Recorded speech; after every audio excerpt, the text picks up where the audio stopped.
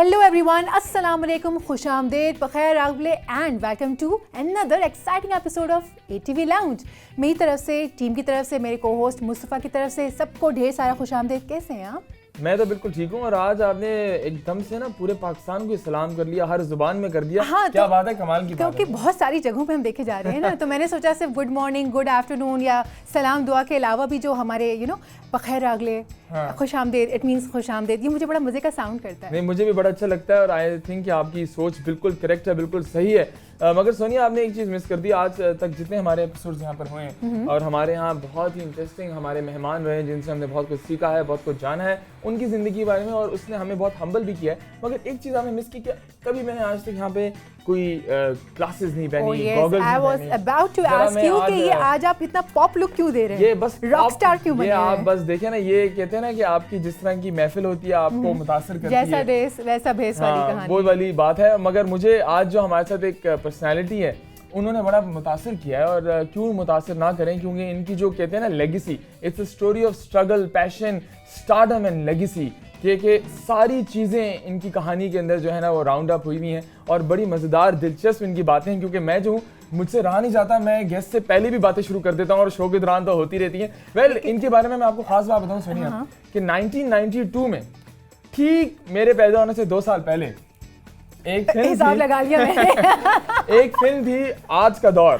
ठीक है, जिस तरह हमारा आज का दौर है। आज का दौर सुपर हिट फिल्म थी जो 1 साल तक सिनेमा हाउसेस में चलती रही, और उस जमाने में सक्सेस जो है वो इस तरह मेजर की जाती थी। वेल, उस फिल्म के जो 2 बड़े अवार्ड्स थे, जिस तरह कि एक as a playback, lead playback singer, और फिर एक एज अ लीड एक्टर यानी कि एज एन एक्टर अवार्ड, जो निगार अवार्ड्स मिले, वो इस शख्सियत को मिली जो आज हमारे साथ हैं। इससे पहले मैं इनका आपको नाम बताऊं, मैं आपको बताऊं कि एक गाना है, आपने सुना होगा, देखा जो चेहरा तेरा, ये आप मुझे भी कभी कह दिया करें। खैर, ये गाना जो है, वो जो गाना था असल में, देखा जो चेहरा तेरा, मौसम सुहाना लगा, इतना खूबसूरत गाने, तो खूबसूरती से ही अदा कीजिए ना उसे। सॉरी, मैं रॉक स्टार बन के मुझे लगा मैं गा भी सकता हूँ। वेल, ये जो है ये घूंघट फिल्म थी 96 की और 1996 की, और उसके लिए इनको as a playback singer award मिला, निगार अवार्ड मिला। हमारे साथ हम मौजूद हैं, ऑडियंस तो नहीं, वरना मैं कहता भरपूर तालीम है, अरशद महमूद साहब। सर, कैसे हैं आप? अस्सलाम वालेकुम सर। वालेकुम अस्सलाम, कैसे आप लोग? खैरियत से? बिल्कुल ठीक ठाक, खुश आमदेद। इतना खुश आमदेद, भली करे हैं, सिंधी में कहते हैं भली करे हैं, भली करे हैं, भली करे हैं। तो आपने पश्तो में भी कहा समय, तो मैंने कहा मैं भी अपनी सिंधी में कह दूं कि भली करे हैं। बिल्कुल बिल्कुल बिल्कुल। और इतना कुछ आप लोगों ने मेरे बारे में कह दिया, मुझे शर्मिंदगी सी हो रही है। नहीं सर, प्लीज, आप तो लेजेंड हैं। हमें लगता है कि हमने अभी बहुत कम कहा है और बहुत कुछ जानना बाकी है आज आपसे सर। बड़ी मोहब्बत है, क्योंकि जब भी कोई ऐसी कहानी, स्पेशली सर जो हमारा दौर था इंडस्ट्री का, जो गोल्डन पीरियड है, जिसको अभी भी हम चेरिश करते हैं, याद करते हैं, उसकी कहानियाँ, उसकी मेमोरीज अभी भी हम लोग शेयर करते हैं आपस में। आप ये सोच सकते हैं कि उसका इम्पैक्ट इतना स्ट्रॉन्ग है कि आज की जनरेशन है, 21st सेंचुरी है, मगर फिर भी वो इम्पैक्ट जारी है। आप आज हमारे सामने बैठे हैं, ये हमारे लिए फ़ख्र की बात है कि हम आपसे कुछ चीज़ें आज सीख के जाएं और समझें कि असल में ये जो दुनिया है एंटरटेनमेंट की, इसका राज क्या है। क्योंकि आपने तो हर ताले को खोला है अब एज अ सिंगर भी, और उस ज़माने में तो ये कॉन्सेप्ट और कल्चर नहीं था कि एज अ सिंगर और एज एन एक्टर। तो पहला सवाल मेरा आपसे ज़रा ये होगा, थोड़ा एजुकेट भी करने, कि एज अ सिंगर तो माशाल्लाह आपने खुद ही बताया कि आपने बहुत जगह से शुरू किया, आप गाते थे अपनी ज़ुबान में, पहले सिंधी में आपने गाना शुरू किया, मगर एज एन एक्टर की कहाँ से सोच आई कि मैं एक्टर भी बन जाऊँ, या ये किसी ने इंस्पायर किया, किसी ने मशवरा दिया आपको? अच्छा, ये काफ़ी अरसे के बाद जो मैं देख रहा हूँ कि सवाल बड़े लंबे लंबे होते हैं और जवाब छोटा सा लेते हैं। ये बड़ी मज़ेदार बात है। किसी मेहमान को बुला के उसको इतना लंबा सवाल करते थे कि मैं अपनी बात नहीं कर रहा हूँ। मैं आम जो प्रोग्राम देखता हूँ चैनल्स पे, उस पे एंकर जो है वो इतना लंबा सवाल करता है, इतना लंबा, और जवाब छोटा सा लेके कहता है चलो ठीक है फिर। नहीं, आप आज खुल के बात करें। मैं तो खुल के बात करूँ, आप आराम से अपना जितना टाइम आपने लेना, यहाँ पर आपको इस तरह के कोई गिला नहीं। सर, ये लाउंज है और ये ATV लाउंज है, इसमें हम यही करते हैं कि जब लाउंज में आप बैठते हैं कहीं पर भी किसी के साथ, सो आप अपने दिल की बात खुलकर करते हैं, तो आप खुलकर जवाब। लाउंज में जो है ना गपशप होती है, बिल्कुल, तो मैं लाउंज में समझता हूँ कि गपशप है तो गपशप होनी चाहिए, और इसमें इसके अंदर कोई वो नहीं होना चाहिए कि यार ये बात नहीं करनी, वो बात नहीं करनी। नहीं सर, आप सब बातें करें, हंसी मजाक की बात भी करेंगे हम सैड रोमांटिक बात भी करेंगे, गाने जो हैं वो अपने हिसाब से हम गुनगुनाए। लेकिन आपने जो बात की, वो मैं स्टार्ट में जब आया था तो मैं एक्टर बनने के लिए आया था। अच्छा। रोड़ी से जब मैं आया था तो मैं अपने आप को ना बहुत हीरो समझता जबकि था नहीं, दुबला पतला सा। सुल्ताना आपा ने मेरे बारे में कहा, मैंने कहा कि अभी मुझे ड्रामे में कम करने जो शौक़ है था, मेहरबानी करे मुझे ड्रामे में चांस दे।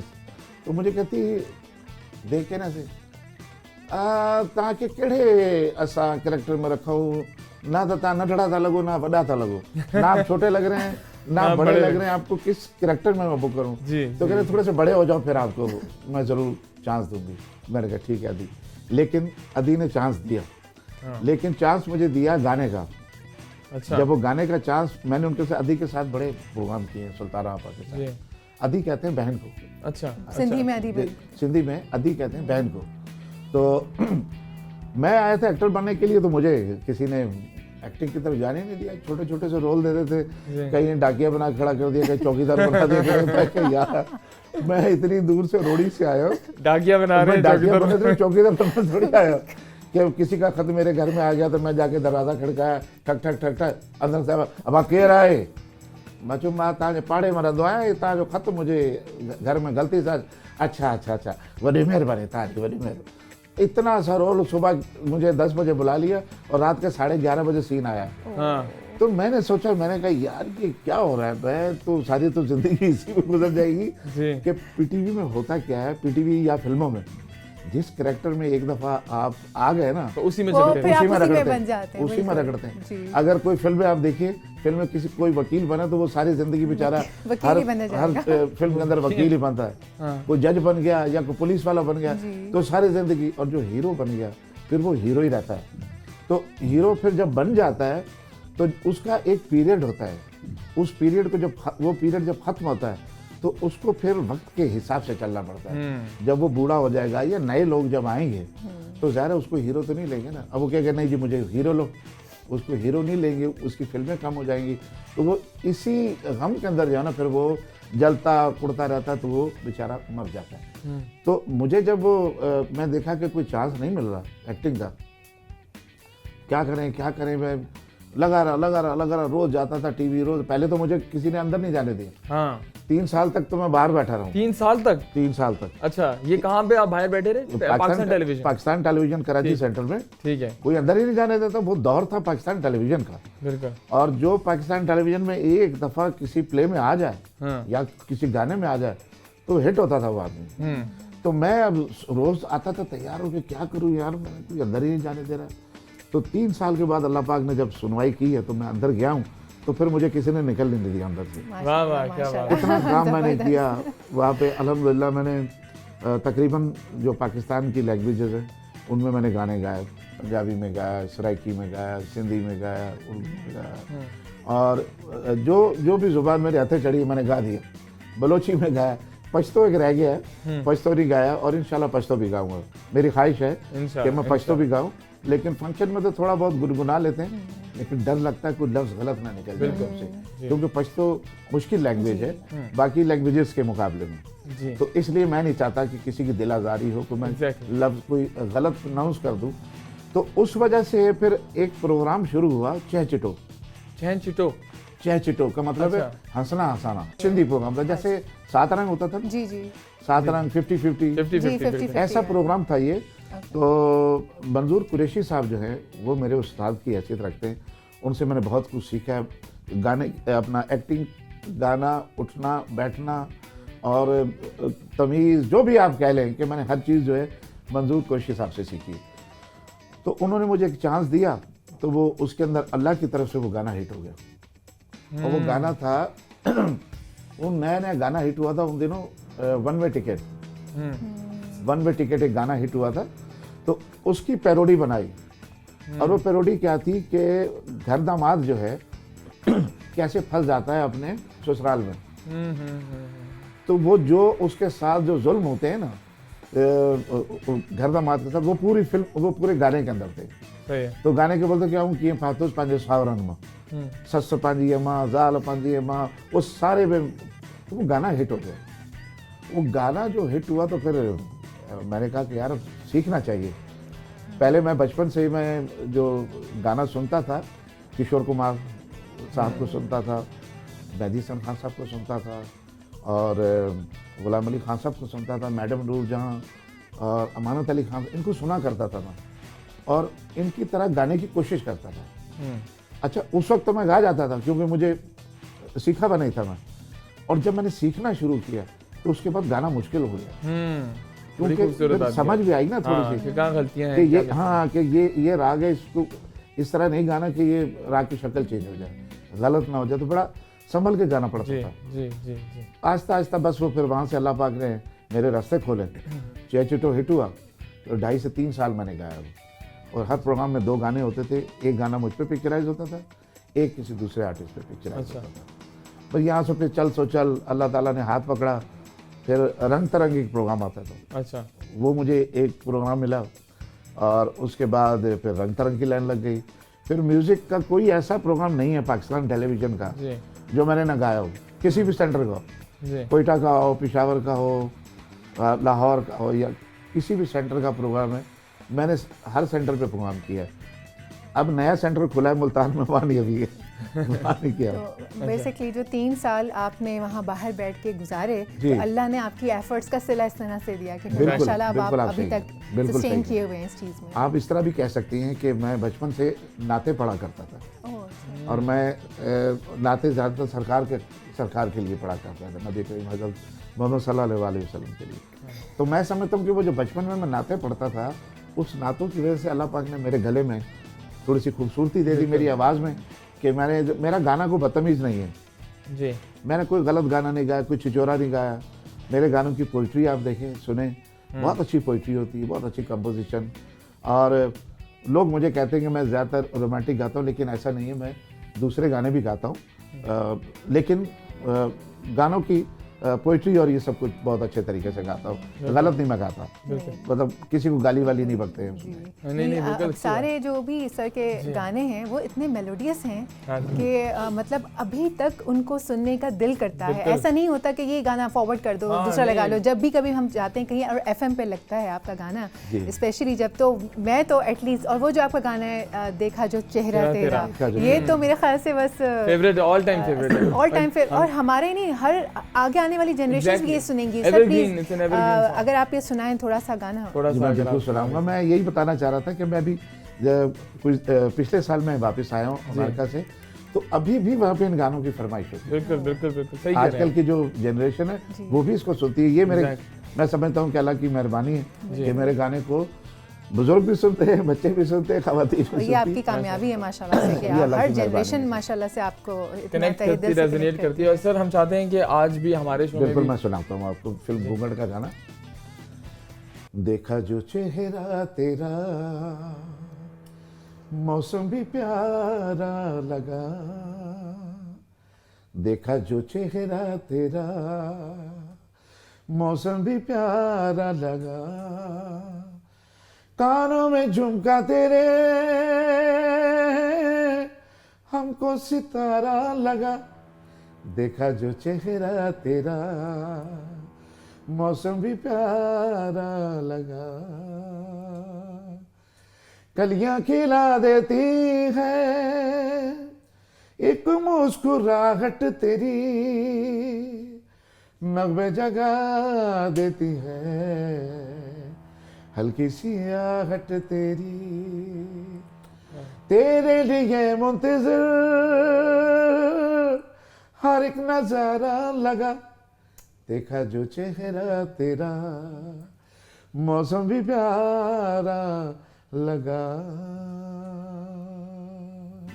बहुत खूब, बहुत ही खूबसूरत। मेरे ख्याल से अब एक ब्रेक लेते हैं, ब्रेक के बाद वापस आते हैं, प्रोग्राम का सिलसिला यहीं से शुरू करेंगे। Let's take a break. Okay जी, welcome back to ATV lounge. देखा जो चेहरा तेरा मौसम भी सुहाना लगा। अगर मैं इस गाने को गाऊंगा तो ये बिल्कुल वैसा नहीं लगेगा जैसा अभी सर ने गाया और इतना खूबसूरत लगा। लेकिन आप सुहाना की जगह जो ना मौसम भी प्यारा लगा कहा करो। हाँ चलो ठीक है।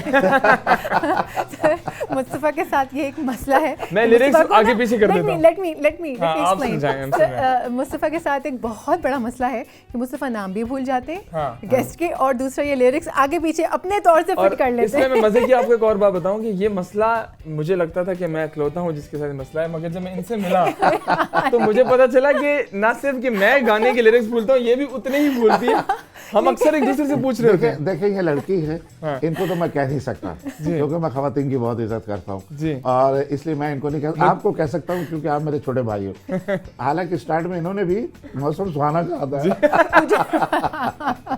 वेल ये देखिए भारत, अच्छा ये आजकल की जो हमारी जनरेशन है इसमें ये है कि कुछ चीज़ें जो हमें मुझे ऐसा लगता है कि कुछ चीज़ें हमारे लिए आसान हो गई। जिस तरह आपने खुद बताया कि 3 साल का एक स्ट्रगल पीरियड है, और ये बहुत कहने में बड़ा आसान लगता है, 3 साल ज़ुबान से बोल दिया बस, ये 3 साल खड़े होते हैं। हमें आजकल सोशल मीडिया की वजह से हर बंदा जो है वो बड़ी बासानी, बहुत अच्छा प्लेटफॉर्म मिला, बहुत अच्छा प्लेटफॉर्म है। हाँ, तो ये मुझे बताएं कि जब वो एक कंसिस्टेंसी थी, क्योंकि मैं आज चाहता हूँ कि जो वो लोग जो इस फील्ड में आज आने का सोच रहे हैं, आपको देख के इंस्पायर हो, वो जो एक जद्दोजहद थी, वो कोशिश, काविश जो थी, जुनून था, उसमें फैमिली कितनी सपोर्टिव रही आपकी, और किस तरह का एक एनवायरनमेंट था जिसकी वजह से शायद ये कल्टिवेट हुआ? बिल्कुल नहीं, वैसे बिल्कुल सर वैसे तो आप इस बात का जवाब दें, लेकिन मैं एक चीज़ ऑब्जर्व कर रही हूँ बड़ी डीपली। हमारे पास हमने जो मुस्तफा को बिठाया हुआ है, आपने वो प्रोग्राम्स देखे होंगे ना जिसमें जब होस्ट होते हैं तो उनके पीछे कोई ट्रांसलेटर होता है जो कि इशारों में बात करके समझाता है कि ये जो बात है वो क्या कही जा रही है। तो हमें हमारे पास अगर मुस्तफा है तो हमें कोई ज़रूरत नहीं है, 3 साल हुए हैं आपको 3 साल, मतलब जो बेचारे गूंगे उनको भी समझ आ गया, समझ जाएंगे। अब देखिए मैं आपको बताता हूँ, मेरी ये बड़ी स्पेशलिटी है, मुझे पिछले दिनों कैबिन क्रू से भी आई है ऑफर, उन्होंने कहा कि जो लोगों को समझ नहीं आता उनको आप हाथों से सुनाएं। तो सर कहते हैं यार उसको जरा फोन कर लेना। अबे भाई मैं क्या गूंगा हूँ कि मैं उसको फोन कर ले, पता चल रहा है। ये कईयों की आदत होती है, और अच्छी आदत है, आप माइंड ना करना। नहीं सर, मैं तो सर हमारा ये चलता रहता है। अच्छा एक बात बताइए, आपकी आवाज भी और आपकी शक्ल भी काफी रीमा से मिलती है, कोई आपकी रिश्तेदारी है या कोई पड़ोस में रहते हैं? हम सोल सिस्टर्स हैं। हम सोल सिस्टर्स हैं बेसिकली, उनके साथ मैंने प्रोग्राम्स किए हैं। शी इज सच अ माशाल्लाह लेकिन आपकी गुफ्तगू भी वही लग रही है, अंदाज भी वही है, बिल्कुल आपका टोन भी वही है।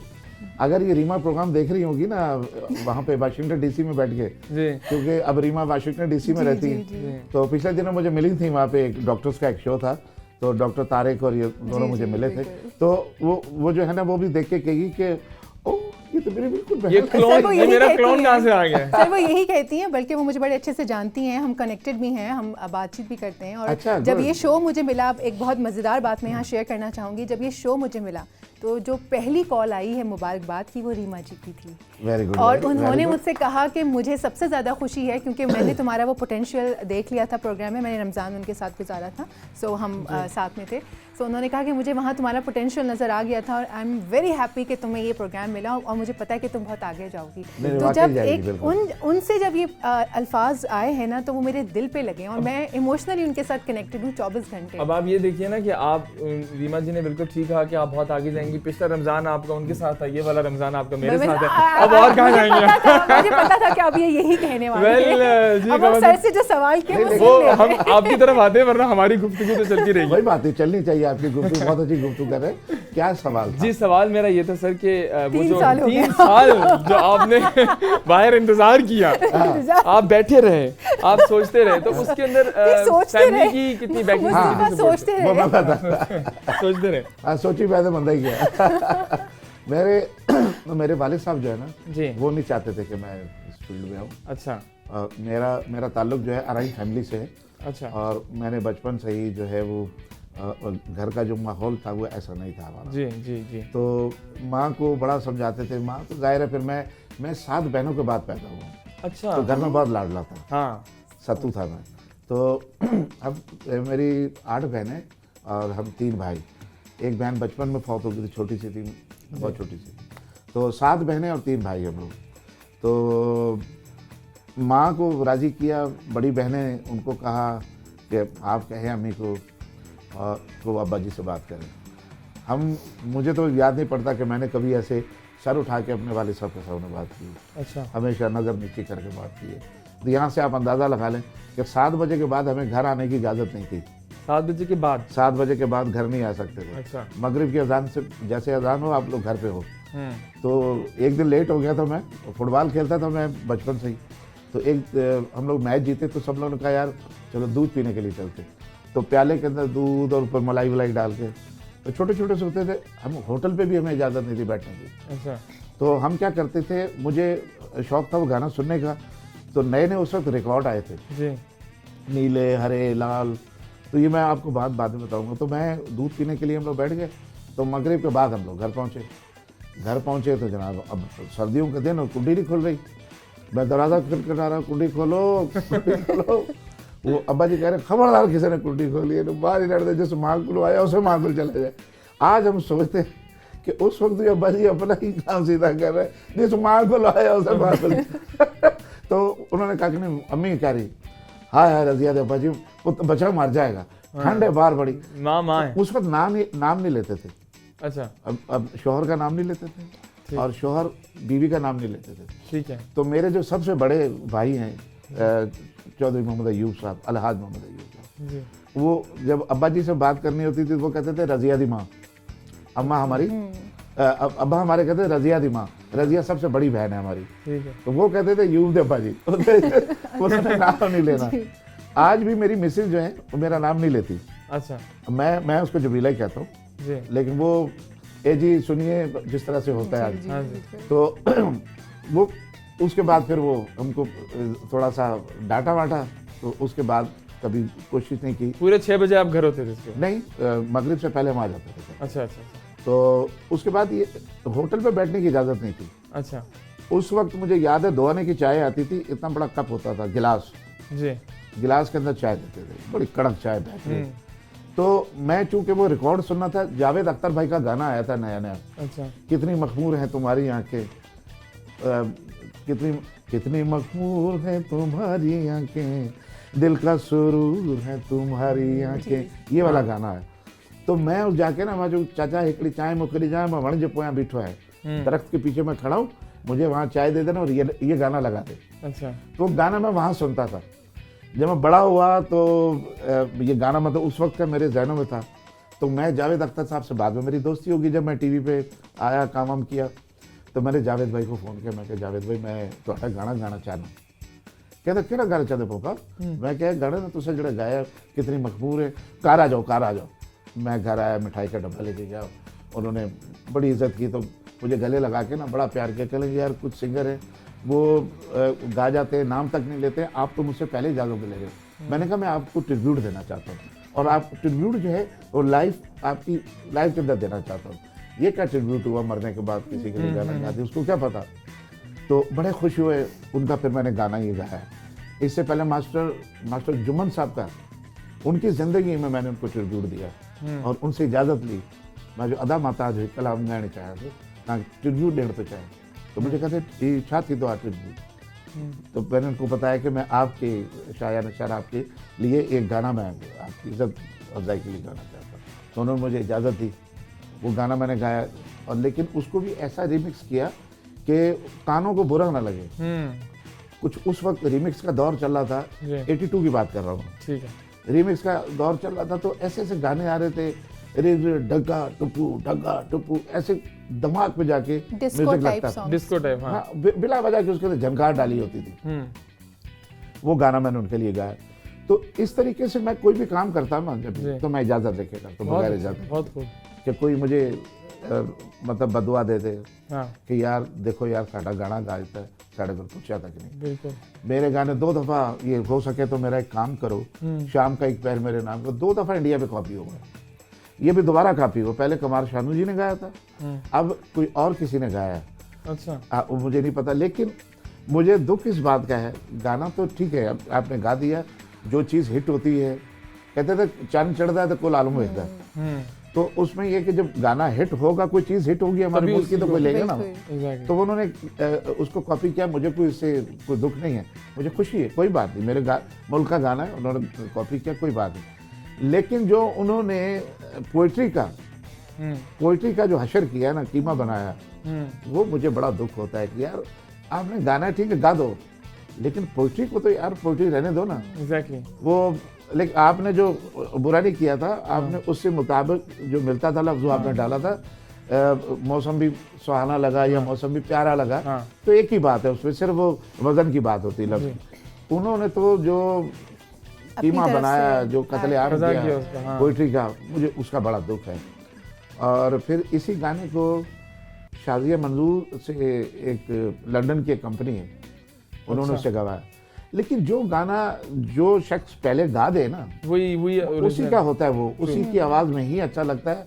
आप बेशक उसे अच्छा गा जाओ, अच्छा नहीं लगेगा। गाना वही अच्छा लगेगा जो फर्ज कीजिए किशोर दा ने गाया, तो मैं कितना भी अच्छा गाने की कोशिश करूँ, वो गाने का मज़ा उधर ही आएगा और फिर क्रेडिट उसको जाता है उसी बंदे को। अभी एक गाना सारा रज़ा ने गाया, देखा जो चेहरा तेरा। तो मैं ये कहता हूँ कि सारा अगर मुझसे पूछ लेती, ये फ़ोन करके कह देती कि सर मैं आपका गाना गा रही हूँ, तो क्या था? तो मैं दिल से और भी दुआ, अभी भी दुआएं दे रहा हूँ, तो मैं माइंड नहीं कर रहा हूँ।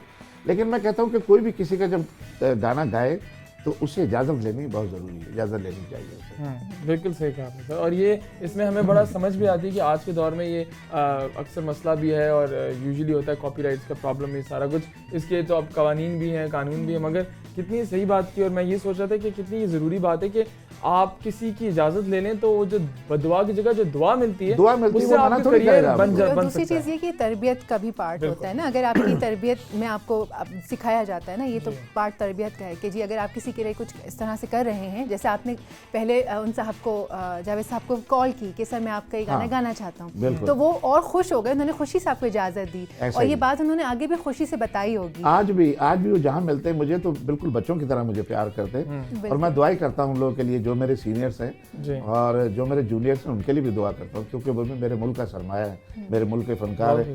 और अल्लाह पाक ने फरमाया जिसको मैं इज्जत दूँ उसी इज्जत करो। मेरे इज्जत ना करने से आपकी इज्जत में कभी थोड़ी आएगी। तो जिसने इज्जत दी है वो बेनियाज है।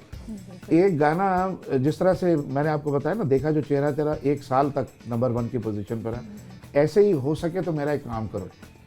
राशिद ख्वाजा साहब हमारे सीनियर प्रोड्यूसर भी हैं, बहुत अच्छे इंसान हैं। उन्होंने एक नया चैनल आया था, STN, बिल्कुल नया चैनल आया था, और उस वक्त मेरा गाना भी नया आया था। तो ये वहाँ से रीत इन्होंने डाली कि मुझे कहने लगे अरशद मियाँ आपका गाना मैंने शूट करना है। ठीक है, मैंने कहा ठीक है। मैं उन दिनों लाहौर में ही रहा करता था, तो भट्टी साहब के स्टूडियो में मैं बूथ पे खड़ा हूँ, अंदर माइक वैक लगा के, और मेरे सामने गाना लगा और मैं वहाँ गाना गा रहा हूँ और वहाँ रिकॉर्ड हो रहा है पूरा पैनल पे। उस वक्त लाइट्स दिखाई पैनल की जो जल रही होती हैं, और बड़ा अच्छा उन्होंने उसको पिक्चराइज किया। यहाँ से लोगों ने देख के, दूसरे लोगों ने भी शुरू किया कि यार ये गाना ये इसका पसंद किया जा रहा है। तो उनका एक प्रोग्राम होता था, इफ़त रहीम वो प्रोग्राम को किया करती थी। उनके शो के अंदर ये गाना जो है ना 100 हफ्ते नंबर 1 की पोजीशन पे गाना रहा। तो फिर ख्वाजा साहब ने मुझे, ख्वाजा राशिद भाई ने मुझे कराची से बुलवाया, कह रहे अरशद मियाँ आ जाओ ज़रा। मैं कहा खैरियत, आ जाओ, मैं आपको मज़े की बात बताता हूँ। उन्होंने टिकट मुझे भेजा, यहाँ बड़ी इज्जत दी मुझे। तो फिर मेरा प्रोग्राम रिकॉर्ड किया उन्होंने। उसी प्रोग्राम के अंदर मेरा उन्होंने एक छोटा सा इंटरव्यू रिकॉर्ड किया कि जी आपका प्रोग्राम जो है, आपका गाना जो है, ये हमारे इस शो के अंदर 100 वीक तक नंबर 1 की पोजीशन पर रहा है। तो इसलिए हमने सोचा कि आपका यहाँ बुला के आपको इज्जत दी जाए आपसे। मैंने कहा बहुत शुक्रिया। तो ऐसे इवेंट भी हुए हैं मेरे गानों के साथ, इनके साथ भी हुए हैं, दूसरे गानों के साथ भी हुए हैं। आप सच्चाई से कोई भी काम करें ना, अल्लाह ताला उसमें बरकत डाले। बिल्कुल सही कह रहे हैं, बिल्कुल माशाल्लाह। सर ये बताइए, गाने का तो शौक है ही है माशाल्लाह, खाने का कितना शौक है? हाँ, खाने का देखिए, जो अच्छा गाता है वो अच्छा खाता भी है। और वी कैन सी दैट। हाँ, पाए निहारी ज़्यादा कौन सा पसंदीदा खाना है? अच्छा, मैं पाया और बोंग पाया बनाता हूँ। आप खुद बनाते हैं? जी मैं खुद बनाता हूँ अल्हम्दुलिल्लाह। मेरे दोस्त फरमाइश करके मुझसे कहते हैं अच्छा, कि भाई वो खिलाओ, पाए वाए खिलाओ। तो उसमें मैं उसको जो है ना, वो पाए छिलवाता नहीं हूँ, पाए भुने हुए लेकर आता हूँ वाटर पंप से। हमारे कराची के अंदर एक जगह है वाटर पंप, वहाँ से मिलते हैं वो। और वो एक दिन पहले उनको बोलना पड़ता है, अच्छा, कि भैया इतने पाए मुझे चाहिए लेकिन भुने हुए। तो वो फिर अच्छे तरीके से भून के देते हैं। ऊपर जो खाल होती है वो उतरती नहीं है। तो उसके साथ बोंगे बनवाता हूँ, बकरे की बोंग होती है, ये जो ना पिंडली, इसको कहते हैं बोंग। तो ये साथ बना के, और उसको फिर मैं अपने देसी मसाले डालता हूँ। मैं कोई भी डब्बे वाला नहीं, डब्बा चरखा चले नहीं। तो मैं अपने सारे मसाले बनाता हूँ ग्राइंड करके। और मेरी मिसेज जो है वो बड़े अच्छे गरम मसाले वगैरह बना के रखती है। सारे मसाले हम लोग खुद घर में उसको ग्राइंड करके रखते हैं, बाहर से नहीं कोई मसाले वगैरह, वहाँ से साबुत लाते हैं, ग्राइंड हम घर पे करते। तो एक मैं वो बहुत अच्छा बनाता हूँ। 1-2 दालें मिक्स करके मैं बनाता हूँ, वो कहते हैं घोटा दाल। घोटा दाल। जी, गोटा दाल वो डाल के ना जब बैठे होते हैं रात को अपना खाना वाना खाते हैं तो प्याले में डाल के ना उसको सूप की तरह उसको आप इस्तेमाल करें। खासे सर के साथ भी खाने का सेगमेंट मुझे करना लगता है कि ये पड़ेगा। बड़ा जरूरी हो गया अब। जो सिंगर है ना, सिंगर हजरात सुन लें, सिंगर हजरात को जरूर खाना चाहिए वो दाल जो है घोटा दाल। उसके अंदर घोटा दाल, दाल गर्म होती है तो दाल गर्म जो है ना सिंगर के लिए, गले के लिए, सीने के लिए बहुत अच्छी होती है। तो उसपे हल्का सा गरम मसाला डाला हुआ हो, हरी मिर्ची पतली पतली ऐसे कटी हुई हो, सर मैं तो दिल कर रहा है कि बस मुझे मिल जाए, आपने जिस तरह जो explain कर दिया मैं तो ना। इमेजिन कर रही हूँ सब चीजें।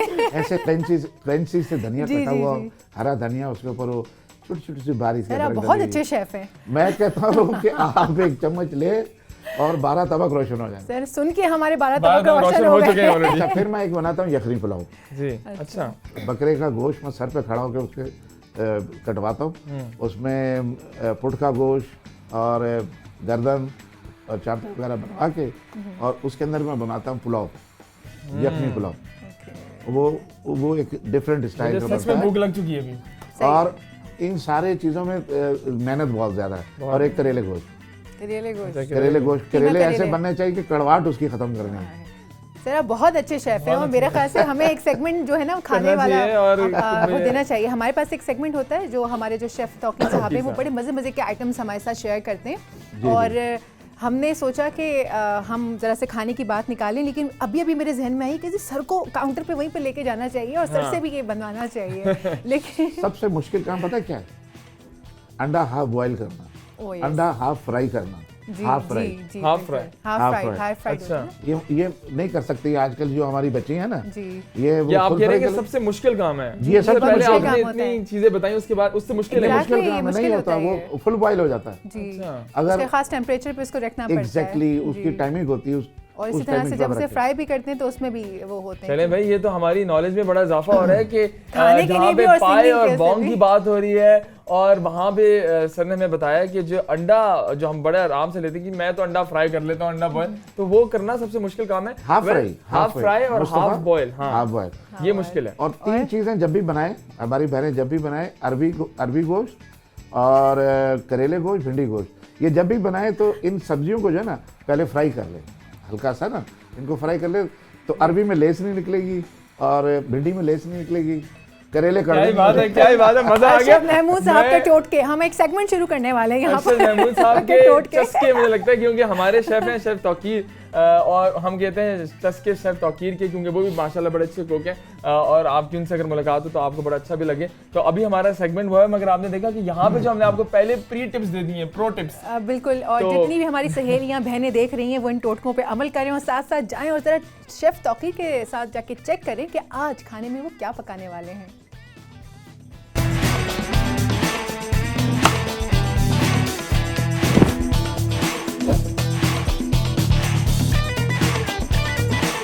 Thank you Sonia and Mustafa. अब हम चलते हैं आज की रेसिपी की तरफ। आज की रेसिपी जो मैंने बना रही है आपके लिए बड़ी खूबसूरत सी रेसिपी है। हमारी बैकग्राउंड में देख रहे हैं इतना खूबसूरत सा मौसम है, उसके लिहाज से हमने आज जो रेसिपी अपने नाज़रीन के लिए चुनी है ये आसान भी है और बड़ी मज़ेदार भी है। इसको बनाने में बहुत जल्दी जल्दी जो है ना चीज़ें आपको हम बताएंगे, लेकिन ये है कि घर में भी आप ऐसे ही बनाएंगे जैसे मैं यहाँ पे बना रहा हूँ। और इसमें बनाने में कोई ज़्यादा से ज़्यादा 10 से 15 मिनट की टोटल आपको जो है ना आपको टाइमिंग होगा इसकी। जो चीज़ आपने इसके लिए लेनी है वो है सिर्फ एक चिकन ब्रेस्ट। अगर आप चाहें तो इस रेसिपी में इसको 2 ब्रेस्ट भी शामिल कर सकते हैं। आज की इस रेसिपी का नाम है, सबसे पहले मैं अपने शेफ़ का तारुफ करा दूं। मेरे साथ जो खड़े हैं वो है शेफ़ मतीन, और मेरी जो आज की रेसिपी है वो इतनी खूबसूरत रेसिपी है, वो नाम की तरह खूबसूरत है। इसका नाम है, शेफ़ साहब आप बताएंगे? Honey butter chicken. जी, मतीन साहब कह रहे हैं ये हनी बटर चिकन। तो ये रेसिपी जो है इसमें 4-5 इसकी रेसिपी में जो चीज़ें शामिल है वो भी हम आपको इसके साथ बताएंगे और इसके साथ हम अपनी रेसिपी भी शेयर करेंगे आपकी स्क्रीन पे। तो सबसे पहले आज की जो चीज़ हमें, जिस चीज़ को हमने आपके साथ शेयर करना है वो है ये ब्रेस्ट। आपने ब्रेस्ट लेनी है, लेने के बाद इसको क्रॉस कट करना है। ज़रा दिखाइएगा इसको। अब आप जैसे जैसे देखेंगे कि हम स्क्रीन पे इसको बना रहे हैं, घर में भी आपने इसको ऐसे ही बनाना है। इसको बनाने में कोई किसी किस्म की जो है ना, आप ये समझ लें कि कोई आसान सी रेसिपी हम चूज़ करते हैं ताकि घर में बनाने के लिए भी ये चीज़ उतनी ही आसान हो। अब ये देख रहे हैं कि इन्होंने इसको क्रॉस कट किया है ब्रेस्ट को। पहले इन्होंने इसको इस तरह से कट किया, फिर उसके बाद ज़रा इसको खोल के दिखाएं। हाँ, ये देखें, अगर आप इसको कैमरे के नज़दीक लेके आए तो आप देखेंगे कि ये बिल्कुल, ये इसलिए हमने इसको क्रॉस कट किया कि ये जो हम इसके साथ इसकी मैरिनेशन करेंगे वो चीज़ें इसके अंदर जो है ना जम हो जाएं। तो ये देखिए, ये इसके बाद हमने इसको हल्का सा नमक, सॉल्ट एंड पेपर, मामूली सा सॉल्ट आप अपनी मर्जी से लगा सकते हैं। कुछ लोग होते हैं उनको ज़रा ये है कि डॉक्टर्स ने या वैसे ही वो सॉल्ट उसको मना किया, तो आप अपनी मर्जी से थोड़ा सॉल्ट लगा लें। और उसके बाद है ब्लैक पेपर। इसमें आप पिसी हुई ब्लैक पेपर भी यूज़ करते हैं, या अगर आप चाहें तो आप क्रश की हुई भी यूज़ कर सकते हैं। दोनों का अपना ही टेस्ट है। तो दोनों लगाने के बाद हमने इसको अच्छी तरह से, आप देख रहे हैं कि शेफ इनको अच्छी तरह से इसको जो ब्रेस्ट है उसके अंदर दोनों चीज़ों को, क्योंकि जब हम इसको पकाएंगे तो ये चीज़ जो है पकने के साथ फिर इसका टेस्ट भी उसी तरह से आपको आएगा। ठीक है जी। अब देख रहे हैं कि ये मिनटों की रेसिपी मैं बना के दे रहा हूँ आपको, इसमें कोई ऐसी चीज़ नहीं है जो घर में आप ना कर सके। और ये है कि अगर आप चाहें तो 2 ब्रश यूज़ कर सकते हैं, 3 कर सकते हैं, 4 कर सकते हैं, डजंट मैटर। उसी हिसाब से फिर ये जो रेसिपी है, जो चीज़ें हम इसमें शामिल करेंगे वो आप उसकी मिकदार उसी तरह से आप बढ़ा सकते हैं। फिर इसके बाद हमने इसको साइड पर रखा और ये इसको हमने ड्रज करना है। फ्लावर हमने लिया जिसको मैदा आप बोलते हैं। ये आप इसको जी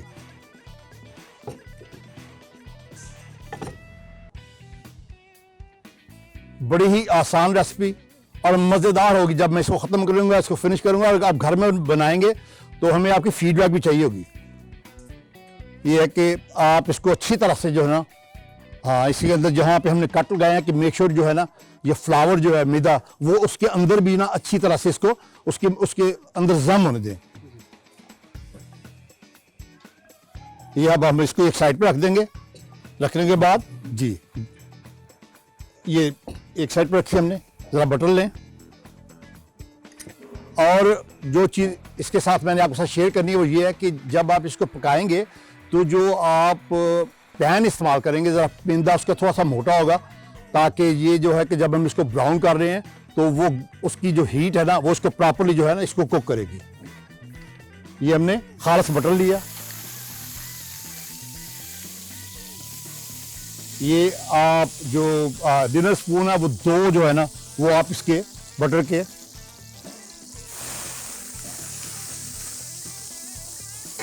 हमने पहले ही इसको अपने जो पैन को तो हमने इसको लो हीट पे रखा हुआ था।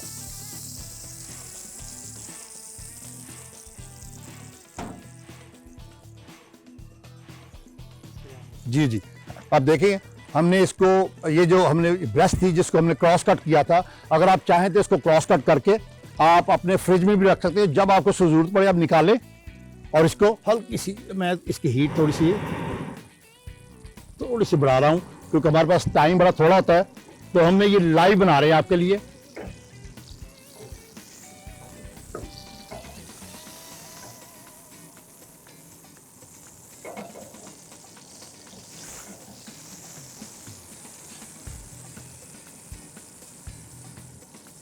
घर में अगर आपके पास गैस का प्रेशर कम है तो आप इसमें थोड़ा सा ना आपने पैन को ज़रा पड़ा रहने दें हीट पे ताकि अच्छी तरह से गर्म हो।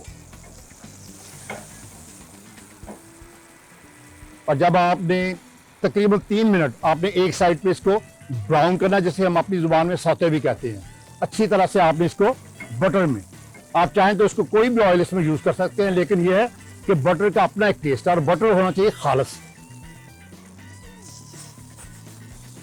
अब आप देख रहे हैं कि जी, अब अगर आप कैमरे की आंख से इसको देख सके तो हमने ज़्यादा से 2 मिनट एक साइड पर रखा इसको, और इसको आप देख रहे हैं कि ये ब्राउन हो गया है। ब्राउन होने के बाद ये, अगर आपकी जो ब्रेस्ट है अगर ये थिक है तो फिर आपको 2 से 3 मिनट ज़्यादा देने पड़ेंगे ताकि ये अच्छी तरह से दोनों तरफ से ब्राउन हो जाए। ब्राउन होने के बाद फिर ये है कि आपने इसको इतना टाइम देना है ताकि ये प्रॉपरली अंदर तक कुक हो। हमारे पास प्रोफेशनल चूल्हे हैं। उसके बाद फिर ये देखें कि हम जो पैन इस्तेमाल कर रहे हैं ये थिक मोटा इसकी जो बेस है।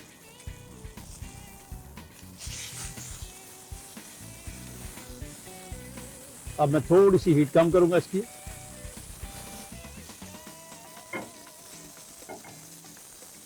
अब आप देख लें कि हमने आपके सामने ब्रेस्ट को क्रॉस कट किया। क्रॉस कट करने के बाद हमने इसको ब्लैक पेपर और नमक से, और फिर उसके बाद इसको ग्रेज किया हमने मैदे में।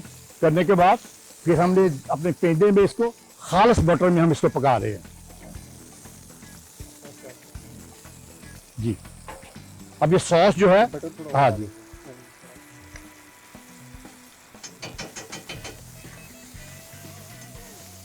थोड़ा सा हमने इसमें बटर डाला है जी जी, जो चीज। अब हमने इसमें सोया सॉस डाली है, थोड़ा सा हम आग को कम कर रहे हैं अपनी को जी। अब ये रेसिपी अगर आप घर में बनाएंगे तो अगर आपके पास कम हीट है आपके चूल्हे में तो आप इसको आराम से बना सकते हैं। कोई यहाँ पे हम प्रोफेशनल हैं, किचन में बनाते हैं तो चीज़ें थोड़ी जल्दी जल्दी बनती हैं। तो जैसे आपने देखा कि अब हमने ज़्यादा से ज़्यादा 4 मिनट के अंदर, और ये लाइव बन रहा है, इसकी कोई रिकॉर्डिंग जो है इसमें कोई ऐसे कोई कट्स नहीं हम लगाए। लगाने के बाद अभी आपके सामने हमने इसको ब्राउन किया, कुक किया। अब हम इसी सॉस बनाएंगे इसके साथ। सबसे पहले हम जो चीज़ इसमें शामिल कर रहे हैं, हमने सोया सॉस डाल ली, विनेगर डाला, और ये हमने रेड विनेगर यूज़ कर रहे हैं हम इसके साथ। और विनेगर वो यूज़ करें जिसकी क्वालिटी अच्छी हो। और शहद यूज़ करें खालिस। और गार्लिक देखिए हम एंड पे यूज कर रहे हैं। पहले ये कि अक्सर लोग ये करते हैं कि पहले वो बटर में गार्लिक को पकाते हैं, लेकिन ये है कि इस रेसिपी में आपने बटर को एंड पे, गार्लिक को एंड पे डालना। उसकी वजह ये है कि अगर आप पहले डालेंगे तो ये जल जाएगा। तो इसके लिए अगर आपने इसका टेस्ट लेना है तो लाजमी है कि एंड पे इसको रखें, ताकि जो गार्लिक है इसका जो टेस्ट है ये आपको महसूस भी हो। ये आप देख रहे हैं, ये हमने इसको अच्छी तरह से प्रॉपर्ली इसको ब्राउन किया।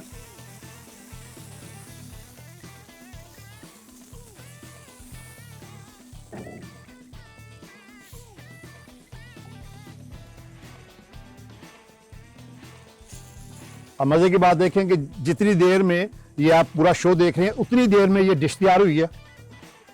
और अब हमारी डिश तैयार है। इसमें अगर आप चाहें तो थोड़ा सा जो और है इसमें ऐड कर सकते हैं, सिरका।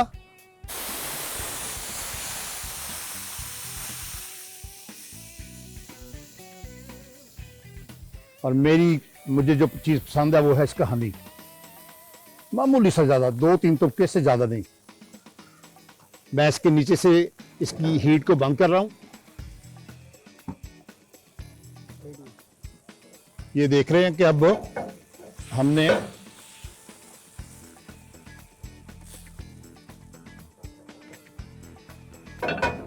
ये हमारा हनी बटर चिकन तैयार है। मैं आपके सामने डिश आउट कर रहा हूं उसको। और इसकी जो सॉस है जितनी ज्यादा इसमें बनाएंगे वो हम बाद में इसके साथ इसके ऊपर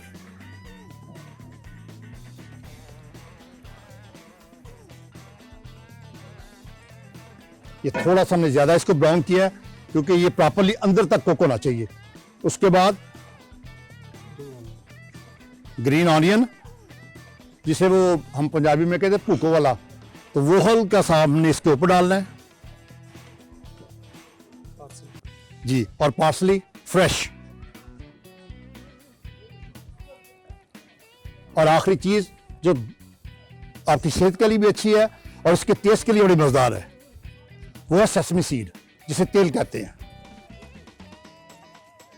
ले जी, आज की ये खूबसूरत सी रेसिपी जो हमने ज़्यादा से ज़्यादा 8 से 10 मिनट में, जितनी देर आप रिकॉर्डिंग इसकी देख रहे हैं, इसी रिकॉर्डिंग में हमने इसको बनाया है। इसकी सॉस अगर आपने बनानी है तो फिर आपको इसमें सिरका और इसमें हनी और एक और चीज़ हमने डाली, विनेगर डाला था। ये तीनों चीज़ों की जो मिकदार है वो आपने ज़्यादा कर लेनी है। और अगर आप चाहें तो जैसे आपने इसको डिश आउट किया है, आप उसी पैन में उन तीनों चारों चीज़ों को दोबारा से मिला के थोड़ी सी सॉस बना के इसके ऊपर डाल सकते हैं, क्योंकि सॉस का अपना ही बड़ा खूबसूरत मज़ा है। ये है आज की पहली रेसिपी जो हमने बनानी थी, वो आपके लिए बना के हम पेश कर रहे थे। और हमने आपके सामने जो चीज़ जो आपके सामने बनाई है ये ऐसे बनी है। तो इंशाल्लाह ताला फिर दोबारा वापस आएंगे। आज की ये खूबसूरत सी रेसिपी हमने आपके सामने पेश की है। ये आप हमारे इंस्टाग्राम पे, ये आप हमारे यूट्यूब पे, हमारे फेसबुक पे भी इसको जो आप देख सकते हैं। और अब हम वापस चलते हैं स्टूडियो में।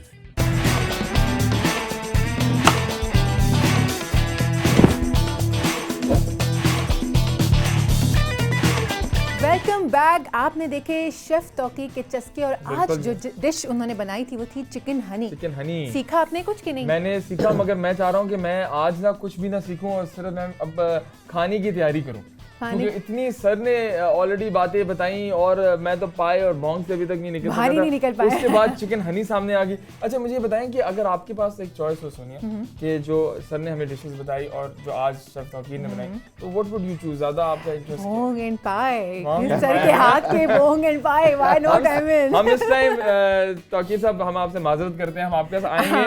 आपकी हमें हर चीज बड़ी अच्छी लगी है, मगर जो आज इन्होंने एक्सप्लेन किया ना जिस तरह से, उस एक्सप्लेनेशन पे मैं लगता हूँ 10 आउट ऑफ 10 स्पेशली वो जो कैंची से हरा धनिया, हरी मिर्च वाला वो सर ये तो औरतों को भी नहीं पता होता आज की कि कैंची के साथ जो किचन सिजर्स होती हैं उनके साथ आप इस तरह से कटिंग कर सकते हैं। औरतों को भी नहीं पता, लेकिन आपको सारी बातें और छोटी छोटी सी बातें भी पता अच्छा, जिस गमले के अंदर ये ताजे लगे होते हैं ना, अपना हरा धनिया, पुदीना, जी, वहां से कैंची से काटते, वहां तो धो के ना, क्योंकि पंजाबी कहते रहते किरक बड़ी होती है, किरक बड़ी है, रेत होती है, मक्खी बहुत होती है, तो उसकी धुलाई बहुत अच्छी तरीके से करनी चाहिए धनिया की। फिर उसके बाद जब उसकी कटिंग होती है ना, वो बोर्ड पे ही होती है। अच्छा, वहाँ कैंची से नहीं काटते, वहाँ हम उल्टा समझ रहे हैं। आई थॉट कि आप उसी से वहाँ से वो लेकिन सर वैसे भी सिजर्स के साथ अदरक कटता है ना, बारीक बारीक निहारी या हलीम के लिए जो काटते हैं, हरी मिर्च भी ऐसे आड़ी करके काटते हैं, मुझे भी पता है। कुछ थोड़ा थोड़ा शेफ मैं भी हूँ। कुछ हमारी बहनें जो है ना, वो धनिया को ऊपर ऊपर से रखती हैं, उसकी नीचे की जो डंडी होती है ना वो फेंक देते हैं, और सारा मजा है ही उसके अंदर, खुशबू है ही उसके अंदर। वो जो डंडी होती है ना लंबी, उसके नीचे बस सिर्फ नीचे का जो जड़ होती है उसको आप काट दें, बाकी उसी के अंदर तो सारी खुशबू है। अगर उसको आपने काट के फेंक दिया तो क्या फायदा? सोनिया ये सारी टिप्स आपकी नहीं है, मैं सुन रही हूँ। नेक्स्ट टाइम आपने जब घर में दावत रखी और लोगों को बताया तो आपका मैं देखूंगा कि हमने हरी धनिया कैसे काटा है। नहीं, ये मैं आपको वाकई एक बात बताऊंगी कि ये जो चीज़ें सर अभी एक्सप्लेन कर रहे हैं ये आम तौर पर ख़वातीन को नहीं पता होती हैं, बिल्कुल नहीं पता होती हैं, क्योंकि हम शायद बस काम टालने वाली बात होती है ना, खाना तो दिल से बनता है। तो वो पता चल रहा है कि सर को कितना शौक है आपके इस प्रोग्राम के जरिए मैं अपनी कुछ बहनों को ये बता ही दूं कि जब वो पाए बनाए जाते हैं ना, पाया बॉन्ग जब बनाई जाती है तो कुछ वो इकट्ठे ही कर देते हैं उसके अंदर, तो इकट्ठे नहीं करने चाहिए। वो फिर बॉन्ग इतनी ज़्यादा गल जाएगी कि उसके रेशे अलग हो जाएंगे, तो हलवा हो जाएगा। नीचे जो है, नीचे सबसे पहले तय जो लगती है ना, वो लगती है हड्डियों की, अच्छा, जिसमें से वो यखनी भी निकली हड्डियों की। फिर उसके ऊपर जो है आप जो पाए वाए रखेंगे वो रख दें, उसके ऊपर जो है फिर वो तय बनेगी उसकी। सर बंस रोड पे कोई दुकान तो नहीं आपकी पाए वाए की? मुझे लग रहा है कि आपके साथ में कोई हिडन बिजनेस चल रहा है, मुझे लग रहा है बिल्कुल वो जो जद्दी पुश्ती चल रहा होता है ना, तो वो उसके ऊपर पाए रख के ना, फिर उसकी टाइमिंग होती है, उतनी टाइमिंग के बाद उसको आप बंद करें और बॉन्ग निकाले बाहर, उसके बाद फिर उसको चढ़ा दे 15 मिनट के लिए। सर बस हम तो आ रहे हैं खाने के लिए, 100% मुझे बहुत खुशी होगी, आप पूरी टीम के साथ तशरीफ लाइए। ओ सर बिल्कुल, बल्कि मतलब मुझे तो सुन के मेरे मुंह में पानी आ रहा है। हमें तो भूख लग गई है, भूख लग गई है, समझ नहीं आ रही कि आगे हम शो कैसे करें, क्योंकि दिल कर अभी पाए मिले और अभी हम खाएं। अच्छा, मजे की बात आपको एक और डिश है जो रह जाएगी, जी बताएं। मैं चाहता हूँ बहनें वो भी घर पे बनाया करें। वो स्टीम रोस्ट होता है, स्टीम रोस्ट, चिकन जी, उसके अंदर जो है ना बोटियां बड़ी बड़ी होती हैं, मतलब कम से कम एक पाव 1.5 पाव की बोटी, आधे किलो की बोटी होती है, और उसको जो है ना फिर जो है ना पहले चर्बी नीचे लगा के ना, नीचे लगा के चर्बी की एक तय बना के फिर उसके ऊपर हड्डियां रखी जाती हैं ऐसे।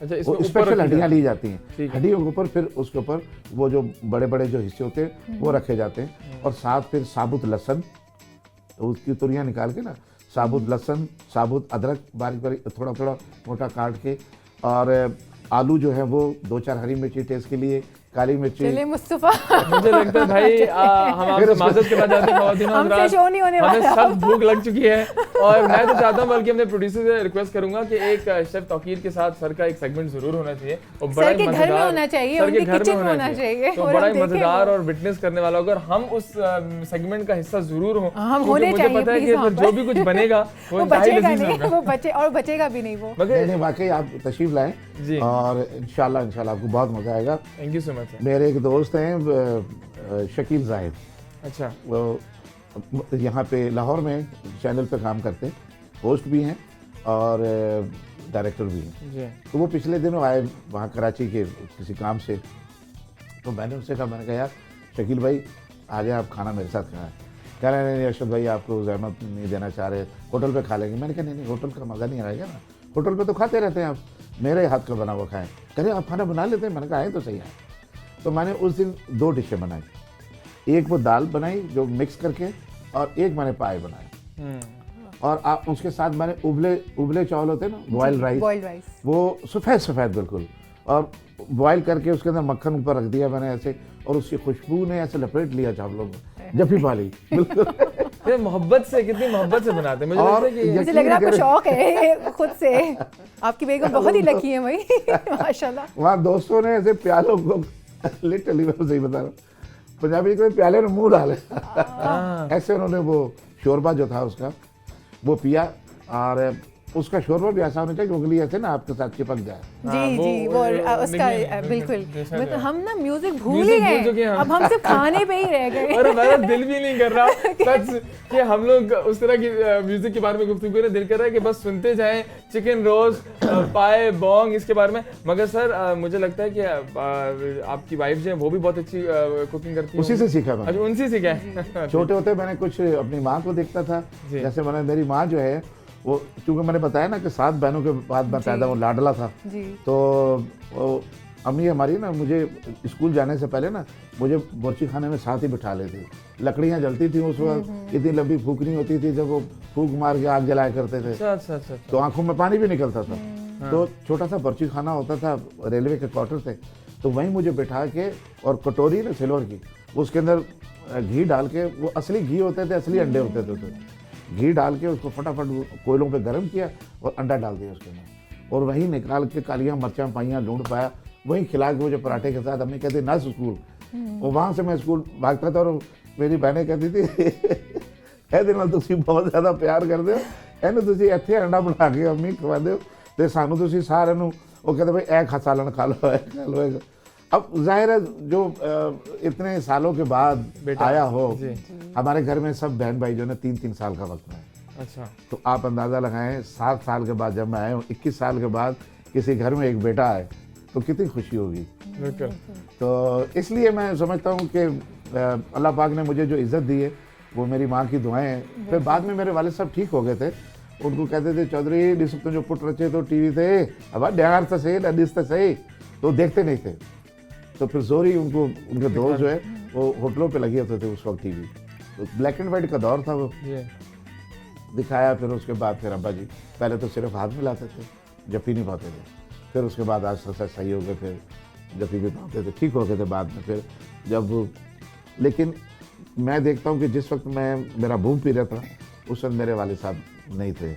अगर उस वक्त वो जिंदा होते तो मैं समझता हूँ कि दोबारा से जवान हो जाते, कि माँ बाप जो है अपने औलाद की कामयाबी, बिल्कुल जी कामयाबियों पे जवान हो जाते, दोबारा खुश हो जाते। सर एक सवाल है जो कि मैं खुद एक मोटिवेशनल स्पीकर हूँ, सो मैं चाहती हूँ कि ये सवाल मैं आपसे ज़रूर करूँ ताकि जो देखने वाले हमारे लोग हैं उन तक ये बात पहुँचे। आपने बताया था कि 3 साल आपने पीटीवी के बाहर गुजारे, तो 3 साल एक बहुत बड़ा अरसा होता है, कोई भी होता आपके अलावा वो गिव अप कर जाता।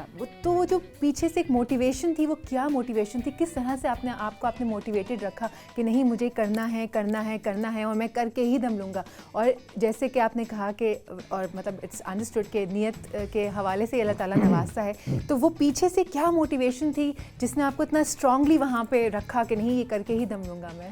देखिए, हिम्मत नहीं हारनी चाहिए। जैसे हमारे मुल्क के प्राइम मिनिस्टर साहब मोहतरम जनाब इमरान खान साहब कहते हैं घबराना नहीं है, वो नहीं घबराने की बात नहीं, वो कहते हैं कि हिम्मत नहीं हारनी जी। आप लगे रहे किसी एक काम के पीछे लगे रहे, एक ना एक दिन कामयाबी आप जरूर पाएंगे। मैं लगा रहा कोशिश में लगा रहा, मैं कह रही हिम्मत नहीं हारनी है, तो करना है, इंशाल्लाह मैं करना है, इंशाल्लाह मैं अल्लाह पाक फिर आपके लिए रास्ते भी बनाते हैं।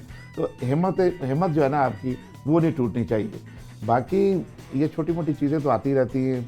महंगाई किस दौर में नहीं हुई यार, आप भी माशाल्लाह भी इतने बच्चे तो नहीं, जवान है आप, तो कितनी हुकूमतें पहले भी आई हैं। जब भी रमज़ान आता था कहते देखो जी फ्रूट महंगा हो गया, गवर्नमेंट ने इतनी महंगाई कर दी। जब भी कुर्बानी का है, और देखो जी टमाटर कहाँ से कहाँ चला गया, कहाँ से कहाँ हर गवर्नमेंट के अंदर ये बातें होती थी।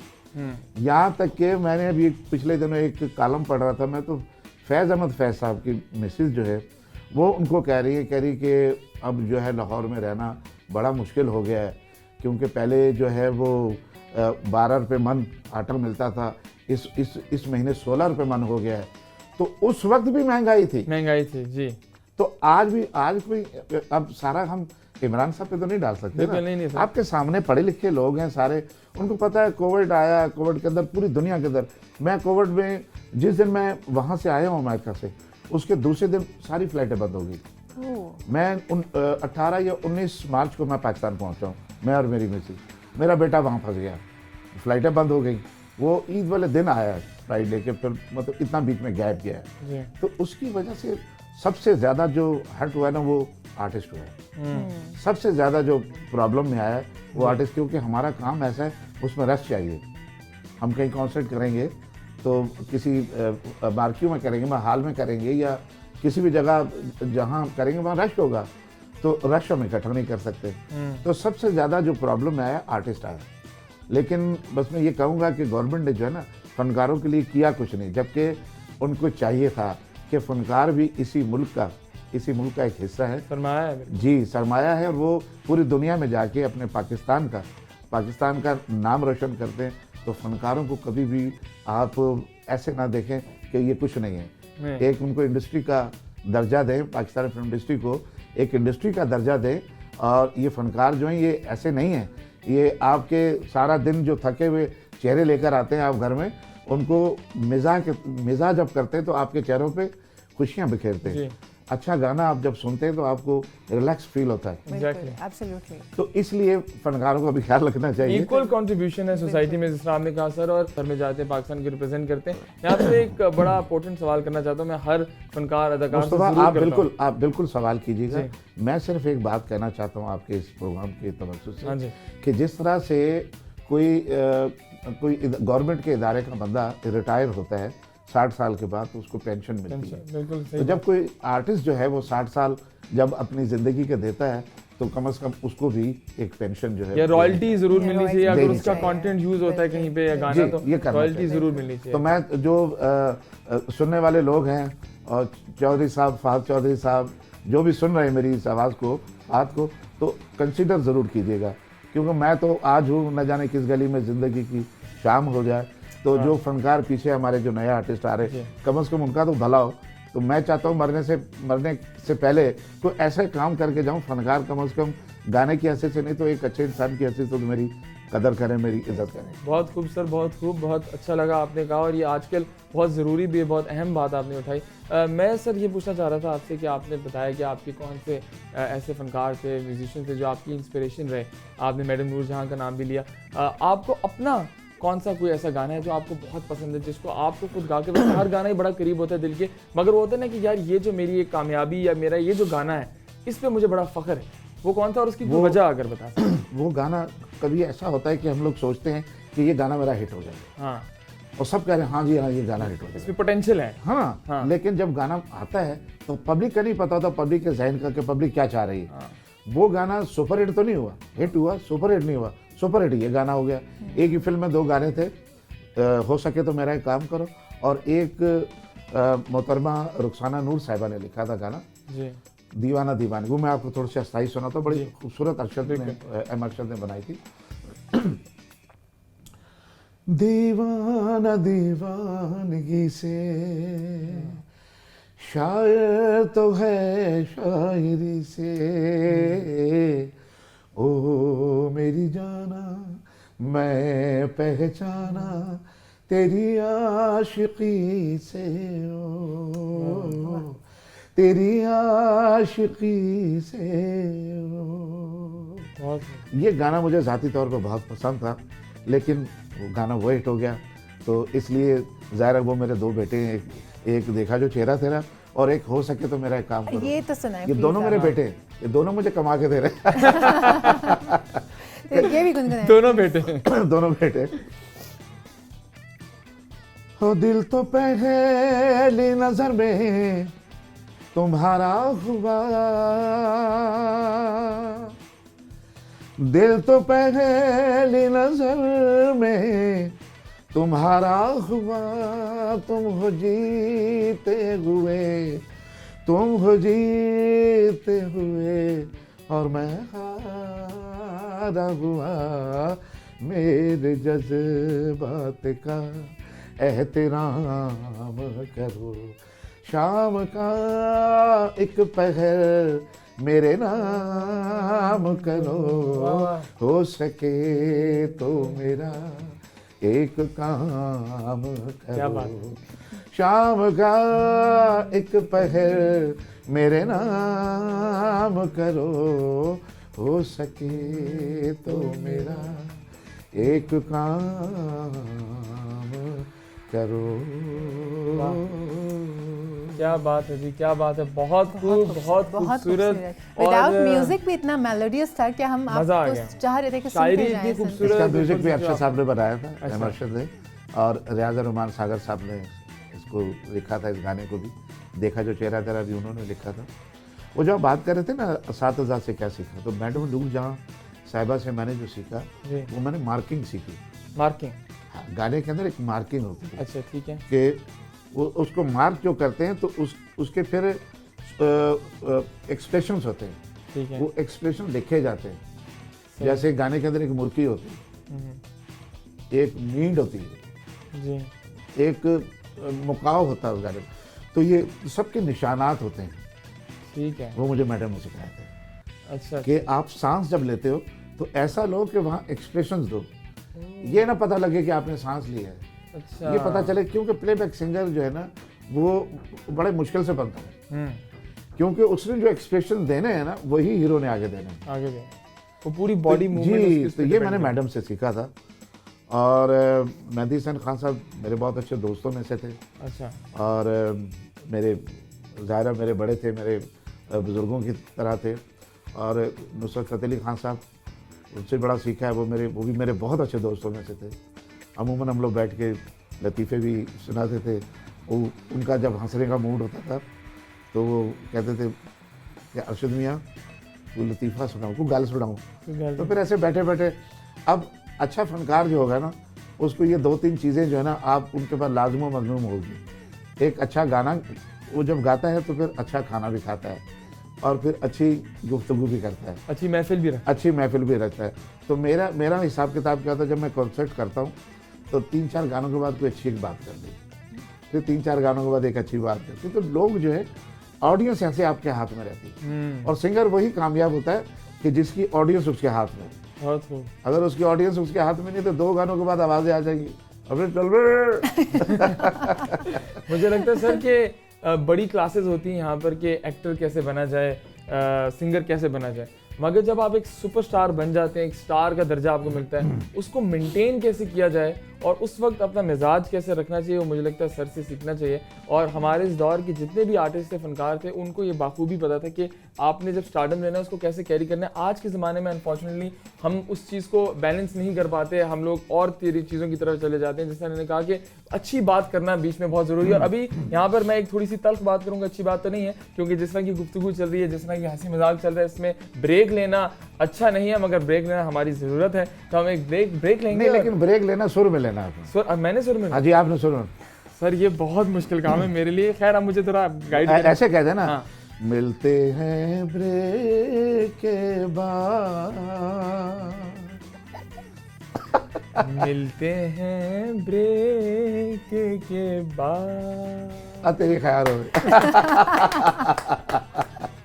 Welcome back everyone. जनाब, एक बात आपको मैं शेयर करना चाहूँगी, जो भी इस वक्त हमें देख रहे हैं कैमरे के उस पार, यहाँ पे बैठकर जितना हम सुन रहे हैं सर से, चाहे वो खाने की बात हो या वो म्यूज़िक की बात हो, मुझे एक चीज़ सबसे अच्छी लग रही है सर की बात, वो ये कि ही इज़ अ सुपरस्टार, माशाल्लाह माशाल्लाह, ही इज़ अ लेजेंड, लेकिन उसके बावजूद ही सो हम्बल्ड। और इतना अच्छा मुझे लग ही नहीं रहा कि हम एक सुपरस्टार के साथ बैठ के बात कर रहे हैं। तो ये जो सर की कर्टसी है, ये जो सर के मैनर्स हैं, जो तरबियत है, वो नज़र आ रही है। और मुझे नहीं पता कि मुस्तफ़ा आपको किस उसमें देख रहे हैं, क्योंकि मुस्तफ़ा का एक डिफरेंट वो है देखने का, मेरा डिफरेंट एक सोच का अंदाज़ है। सो मैं ज़रा पीछे से देखती हूँ, बैकग्राउंड, तरबियत, उसके बाद आहिस्ता आहिस्ता। तो सर सबसे पहले तो मैं आपकी माँ बाप की तरबियत पर सलाम करना चाहूँगी, जिन्होंने इतनी अच्छी परवरिश की है आपकी कि आज आप इतने ऊंचे मकाम पर आने के बावजूद माशाल्लाह माशाल्लाह you are so courteous and humble, और हम जैसे नाचीज़ों के सामने आप ऐसे आराम से बैठे हुए हैं और आपने हमें इतना कंफर्टेबल किया है। लंबी जिंदगी दे और इज्जत दे, शोहरत दे, ये सब कुछ यहीं रह जाएगा। लेके क्या जाना है, अपने अमाल लेके जाने साथ। जो आप अच्छे काम करेंगे इस दुनिया के अंदर, वही अच्छी बातें जो छोड़ के जाएंगे, यही आपको सारी जिंदगी आपको जिंदा रखेंगी। अब देखिए पिछले दिनों लता जी चली गई, लेजेंडरी, और 3 तिहाइयों तक उन्होंने काम किया, 92 साल की उम्र में बहुत। और मैं आपको एक बात बताऊँ, कुछ लोगों को पता है, कुछ को नहीं मालूम। मास्टर गुलाम हैदर साहब, उन्होंने इंट्रोड्यूस कराया था इनको, लता जी, लता जी को।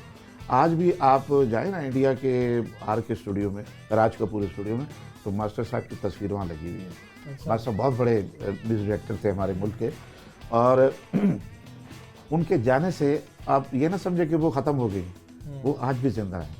लता जी के गाने हम 40 साल 50 साल पुराना गाना भी सुनते थे ना, तो वो भी इसी तरह मज़ा करता था। और आज वो चली गई, हमें नहीं है, तो मेरी तो दुआ है, मैं तो यही कहूँगा, कोई मेरी बात का बुरा ना मनाए, आलिम हजरात जो हैं वो बुरा ना मनाए। मैं तो यही कहूँ, क्योंकि उन्होंने एक नात पढ़ी थी मोहम्मद रफ़ी साहब के साथ, और मेरे आका की शान में। तो मैं समझता हूँ कि मेरे आका के शान में कोई भी कुछ पढ़ ले तो उसने जन्नत भी जाना बेचती है वो। तो उसने इतने अच्छे अच्छे गाने उन्होंने गाए हुए हैं। मैं गानों की वजह से तो नहीं मैं कह रहा हूँ, लेकिन जो मेरे आका का जिक्र कर गई, और कुछ पता नहीं कि अल्लाह पाक कौन सी ऐसी बात पसंद आ जाए और उसको जन्नत में भेज दें। तो बहरहाल मैं उनके लिए दुआई करूँगा कि अल्लाह पाक उनके लिए आसानियाँ पैदा फरमाए, और बहुत बड़ा बड़े सगीर के अंदर बहुत बड़ा ये एक खला पैदा हो गया कि लता जी दोबारा पैदा नहीं हो सकती। जैसे मैडम नूरजहां नहीं आ सकती, ऐसे लता जी भी नहीं आ सकती। बिल्कुल, बहुत मेरी इनसे मुलाकात तो नहीं है, लेकिन इनकी छोटी बहन से मेरी अच्छी मुलाकात, आशा भोसले साहबा से 89 में हम लोग मिले थे अमेरिका में, 89 में, यस, एयरपोर्ट पे। हम लोग भी शो करने के लिए, मैं पहली दफ़ा गया था शो करने के लिए इदरीस साहब के साथ, मोहम्मद इदरीस साहब के साथ। शोबिस के लोग उनको इदरीस चाचा के नाम से जानते हैं, आज नहीं है दुनिया में। और उमर शरीफ और हम लोग पूरी टीम थी हमारी, बकरा किस्तों पे ले गए। तो मेरा बीच में एक जो सेगमेंट था गाने का था, तो यहाँ से इंडिया से इनकी फ़्लाइट उतरी थी, इनके भी वहाँ पर शोज़ थे।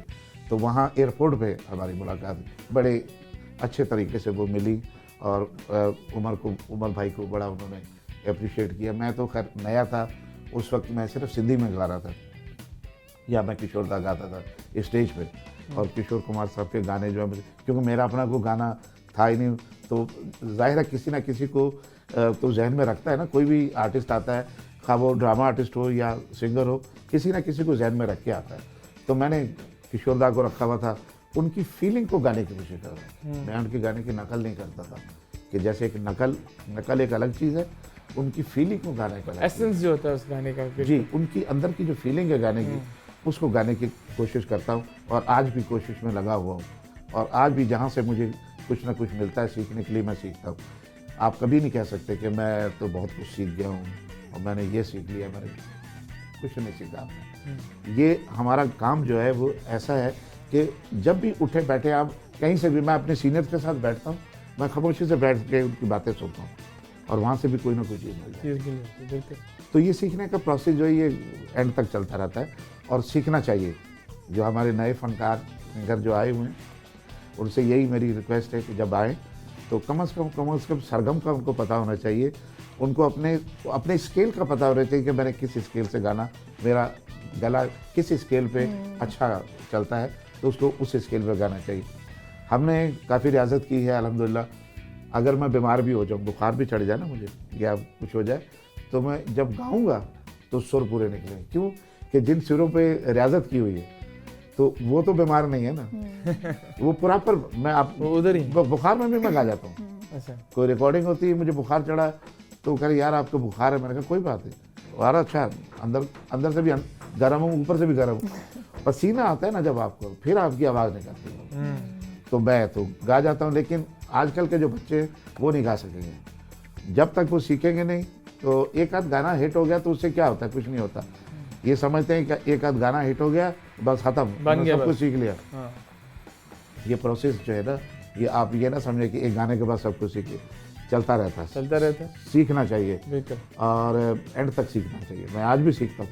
बहुत सही कहा। मैं नाजिम साहब बैठे हैं, हमारे सीनियर आदमी हैं, जनाब कैमरामैन हैं मेरे सामने बैठे हुए हैं, और मुझे इनसे कोई चीज़ मिलेगी मैं इनसे भी सीखूंगा। ये मुझे कहेंगे ना ऐसे नहीं ऐसा करके बैठो, तो ये भी वो मुझे सिखा रहे हैं, तो मैं उससे भी कुछ ना कुछ सीखूंगा। True. तो सीखने का प्रोसेस जो है ना वो खत्म नहीं होना चाहिए। ये बहुत सीखते बहुत खूबसूरत बहुत बात खूबसूरत कही है, बात बहुत है, बिल्कुल ये सही भी बात। सीखने की ही बात है कि बिल्कुल सीखने का सीखने की अमल बात जो है वो जारी कहते हैं, रहना जारी चाहिए। रखना चाहिए। Exactly sir. और इसमें मैं आपसे पूछना चाहता हूँ, आपने एक बड़े लेजेंडरी शख्सियत का नाम लिया, उमर शरीफ साहब जो हैं, जी, जी। वो भी उन्होंने अपने जो शोभा, खैर वो तो आर्ट को पूरी तरह ही समझते थे, हर उसके पहलू को।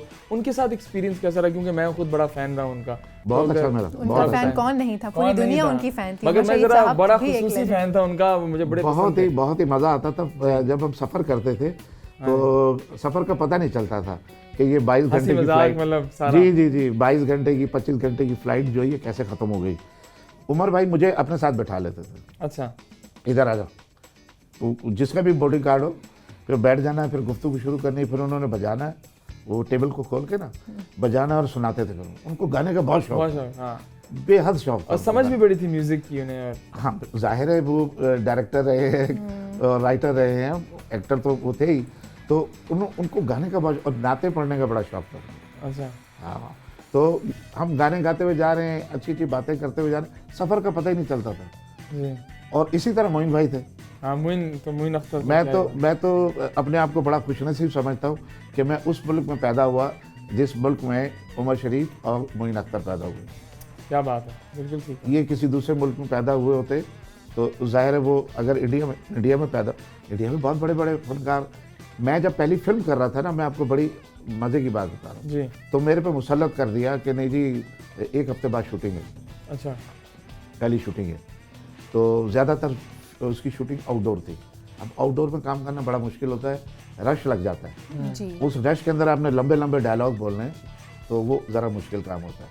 तो बहरहाल जी मैंने जो मेरा करैक्टर था, हमारे यहाँ तो अकेडमी है नहीं, तो मैं कहाँ से सीखूँ, उस वक्त तो नापा भी नहीं था। तो मैंने दिलीप साहब की वो मूवीज़ मैंने मंगवाई जिसके 3-3 कैसेट होते थे उस वक्त। अच्छा, इतने बड़े बड़े सीरीज में ड्रामेटिक, हाँ जी, 3 कैसेट के अंदर एक फिल्म होती थी। अच्छा अच्छा अच्छा, बड़ी बड़ी इसमें बड़े बड़े वो VCR होते थे, किराए पे VCR मिलते थे उस बिल्कुल वक्त। जी। तो इतने पैसे भी नहीं होते थे कि बंदा VCR खरीद के रख ले। वो उस वक्त की बात कर रहा हूँ। किराए पे VCR मंगाया और उसको कैसेट को लगा के मैं 3 दिन लगातार जो ना दिन रात बैठ के जब भी टाइम मिलता था मैं उसको उनके कैरेक्टर को देखता था, क्योंकि मेरा उसके अंदर नाबीने का रोल होता है। आधी फिल्म के बाद मैं नाबीना हो जाता, तो नाबीना के जस्टिस जो है हाथों के, उसके चलने के, वो सारे मैंने दिलीप साहब से सीखे।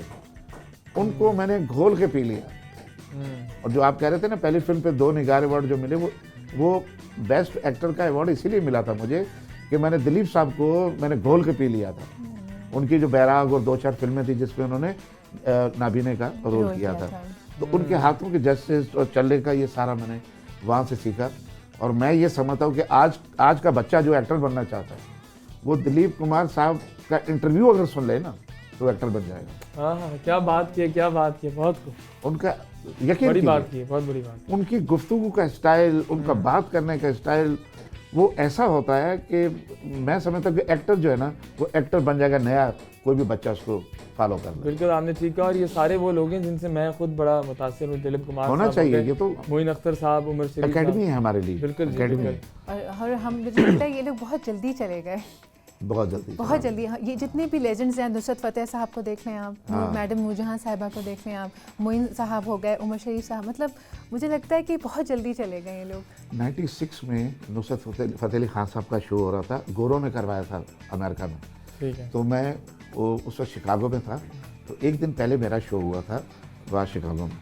तो हमारे बहुत अच्छे दोस्त हैं शौकत सिंधु फैसलाबाद के, तो वो फैसलाबाद की ज़ुबान में ही मुझसे बात करते, पंजाबी में। पंजाबी भी मुख्तलिफ होती है ना, हाँ, अलग फैसलाबाद की region पंजाबी अलग है, तो वो मुझसे फैसलाबाद की ज़ुबान में ही बात करते थे। तो उन्होंने नया एक होटल रेस्टोरेंट बनाया, तो उस रेस्टोरेंट पे खान साहब का खाना था। तो खान साहब का शो करवाया था गोरों ने उसमें सिटी के किसी बहुत बड़े हाल में। तो मुझे कहने लगे भाई अरशद इदा करो कि तुसी निकल जाओ, तुसी चले जाओ, तो उत्थे जड़ा बाला है ना, बाले ने आने नहीं देना। वो इकबाल उनके मैनेजर का नाम है। अच्छा, बाला कहते थे। बाला।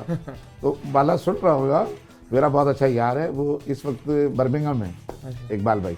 तो कहते बाले ने आने नहीं देना, तो इदा करो तुसी एक दो बंदे चक लो तो खान साहब को ले आओ। मैं कहा ठीक है। मैं जब गया वहाँ तो आखिरी गाना चल रहा था खान साहब का, और वो वजत तारी हुई थी वहाँ गोरियों के ऊपर, सारी गोरियाँ आगे स्टेज के आगे अल्लाह हू अल्लाह हू अल्लाह हू, और ये विरद हो रहा था वहाँ पे। वो ऐसा बंदा था मुशर्रफ अली खान साहब कि गोरों को भी वो अल्लाह हू करवा के गया। क्या बात है। ऐसे आर्टिस्ट कहाँ मिलेंगे यार, पैदा नहीं होते आजकल। हाँ जी। और कितने सालों के बाद उनको फेम मिला। बहुत सही कहा। वसीले बनते हैं, उनका वसीला भी इमरान खान बने। अच्छा। इमरान खान साहब उनको लेके गए थे शौकत खानम हॉस्पिटल की डोनेशन के लिए, फंड रेजिंग के लिए लेके गए थे। और मैंने देखा है बाहर के ममालिक में खान साहब को बहुत प्यार करते हैं लोग और बहुत डोनेशन देते हैं, क्योंकि उनको पता है कि ये बंदा वो बंदा है कि ये लगाता है।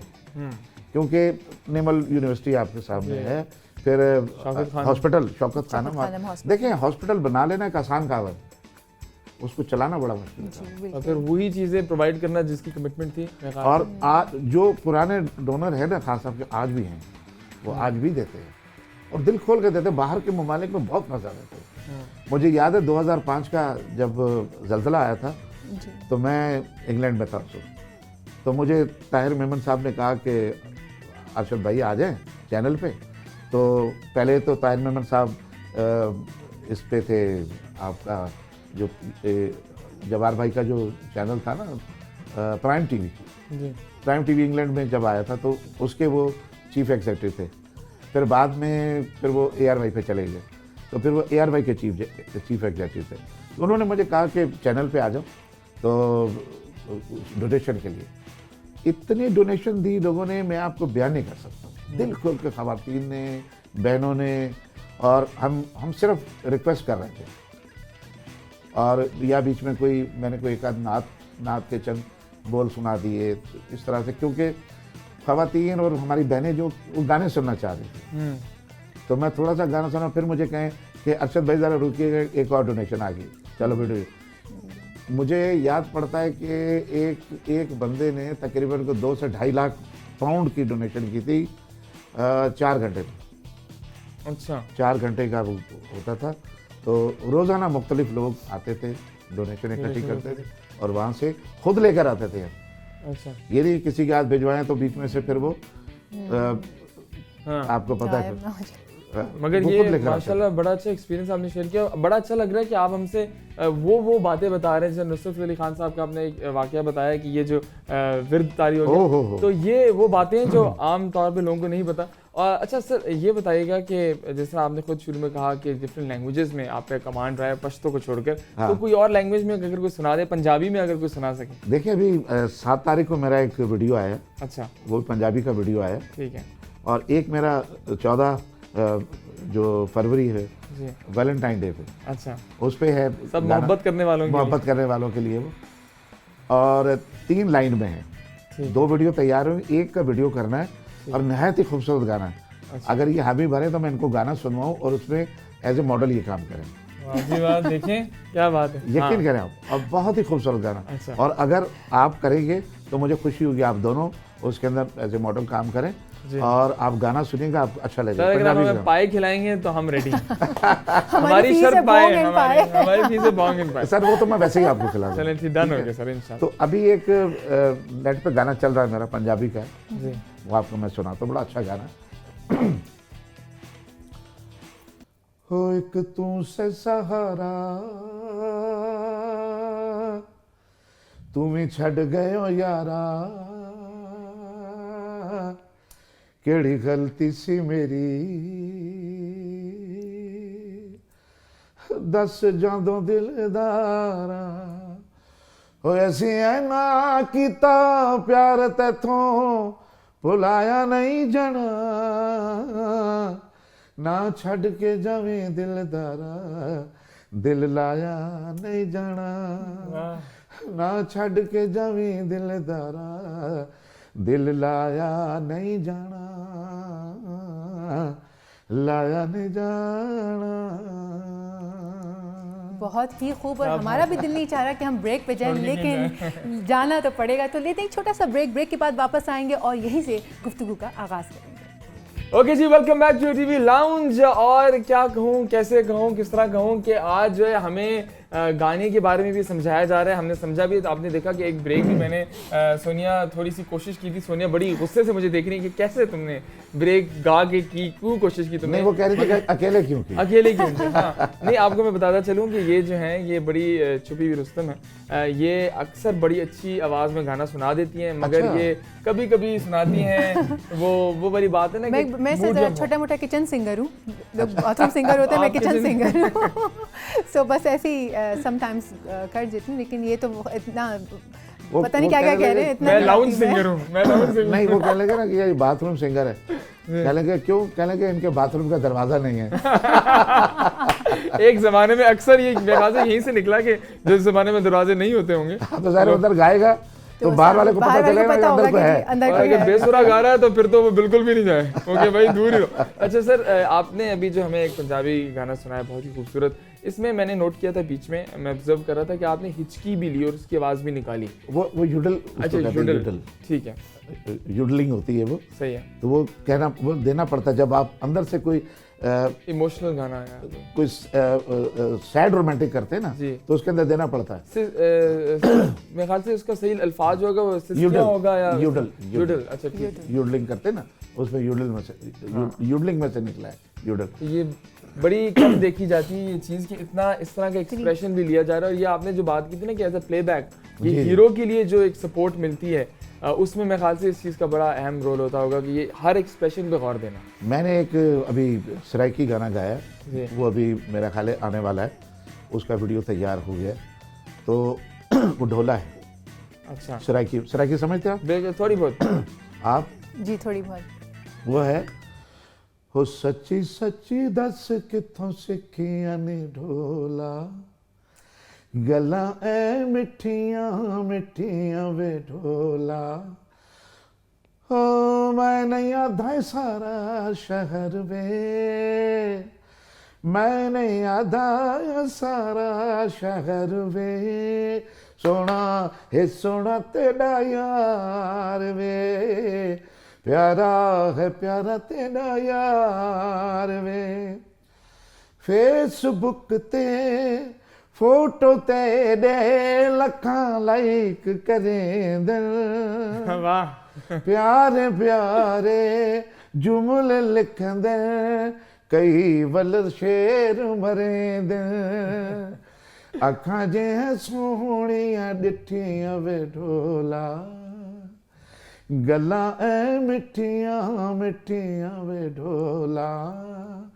ओ मैं नहीं आधा सारा शहर वे, मैं नहीं आधा सारा शहर वे, डोड़ा है जड़ा तेरा यार वे, ओ प्यारा है प्यारा तेरा यार वे।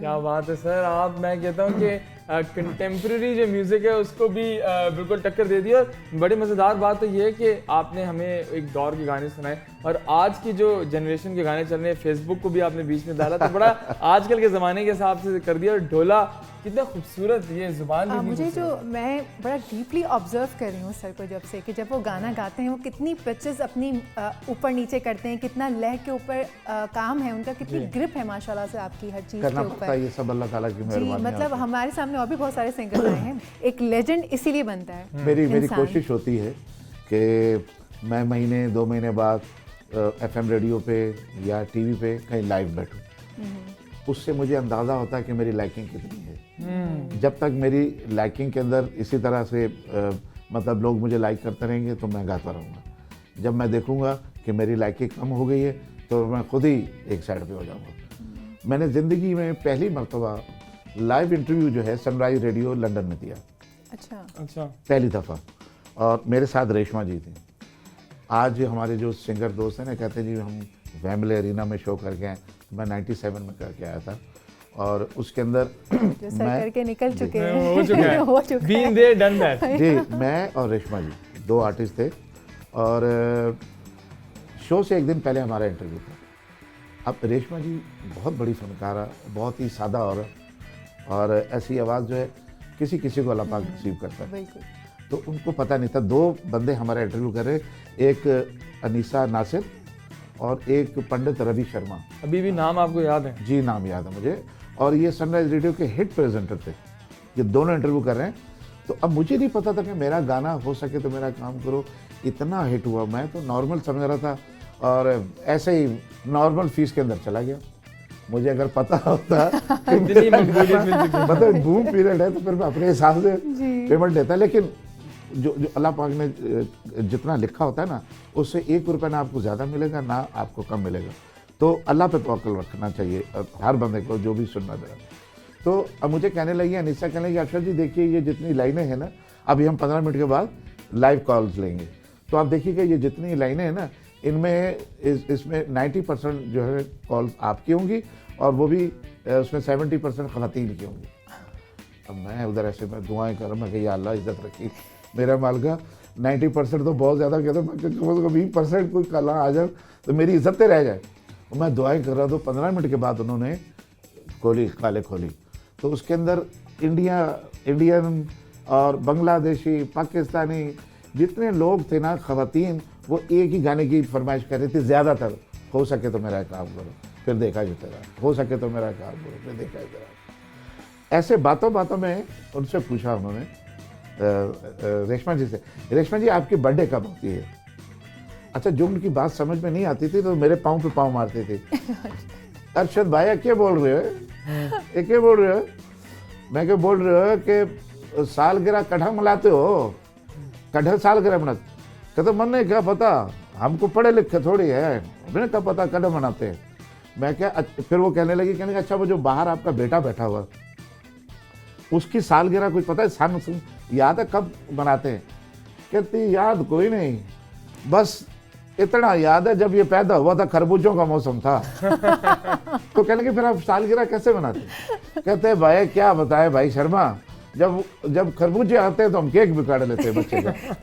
खरबूजे आ गए, केक भी ले आओ। इतनी शादी में औरत थी। तो वहाँ पे मुझे बड़ा मज़ा आया जी। ये वहाँ पे गलती इसलिए नहीं हुई कि हम पाकिस्तान टेलीविज़न के निकले हुए आर्टिस्ट हैं।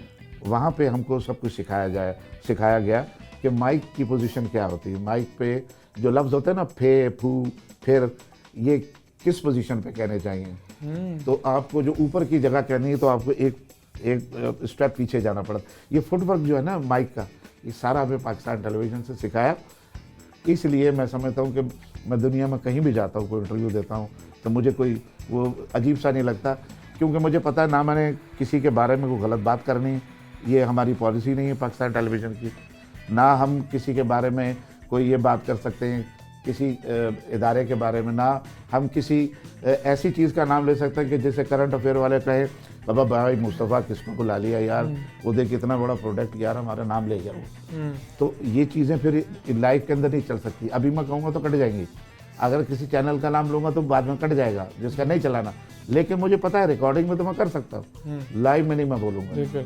तो इसीलिए मैं समझता हूँ कि जब मैं फिल्मों में गाने के लिए आया हूँ, सही अंदूर साहब मुझे लेकर आए, तो मुझे वहाँ कोई प्रॉब्लम नहीं हुआ।